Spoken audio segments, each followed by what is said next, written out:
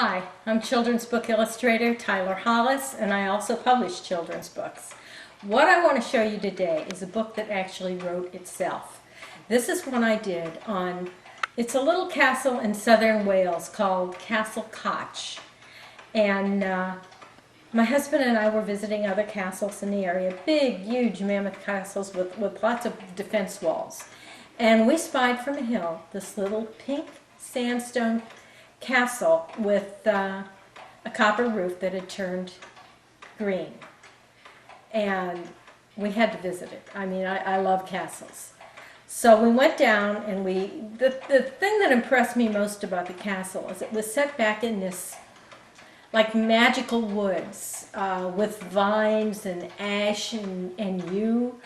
And you could hear strange noises in the woods, like animals that you'd never heard of before. It was very captivating to me as a writer and an illustrator. And we went into the castle, and the castle just spoke to me.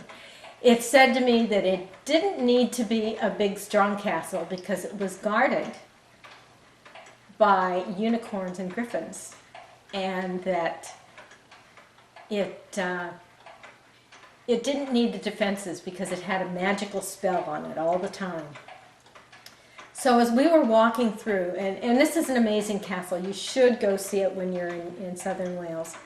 One of the rooms had pictures of Aesop's fables painted all over it. Another room had butterflies just flying up the braces, and it actually had a butterfly fairy as a mantelpiece, holding a coat of arms that I figured must be the Faery King's coat of arms. So my thinking of this story was that this Faery King met a beautiful mortal and married her and took her to this castle, and that right now they're just temporarily gone because, you know, fairy time is very, very short time to them and a long time to us. So let me show you some of the pictures in the book. This is the castle, and you can see it has spires of blue-green and pink sandstone. Beautiful, beautiful castle.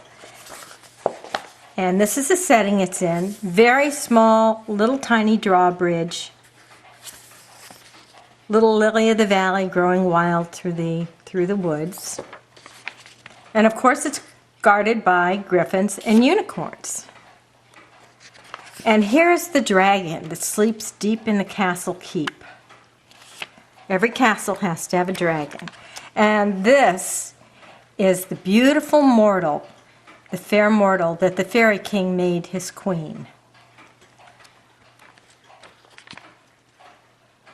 It's made of pink sandstone and spires of blue-green.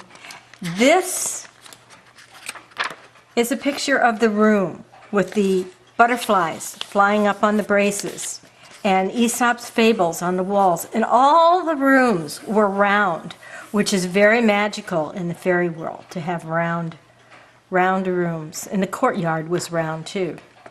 This is the fairy that was on the mantelpiece. And this is the coat of arms that was on it, with the dragon and the mushrooms and the moon. Very, very magical. This is when they would have balls in the castle. Fairies would come from miles around, and they'd walk to it on a full moon, and you can see that their feet don't touch the ground. They're held up just slightly. After the ball, and when they left the castle, they go to Tir na Nog. And Tir na Nog is the mythical land of the fairies. And fairy, as I spelled it on the cover, F-A-E-R-Y, is spelled in the original old Celtic way, not like fairy tales. And of course, fairy time, as we all well know, is far different from our mortal clocks. What only seems years to you and me is merely a single fairy tick-tock. I put in dragonflies. Dragonflies are very magical. May the fairies bring you dreams sprinkled with moonbeams and stardust. And if you notice on this, when I did this, I put a background of a pink castle behind every little vignette. This was a very fun book to do, and like I say, it just basically wrote itself. So make sure that you get this book, and make sure that you visit Castle Coch, because the fairies would be very happy to see you there.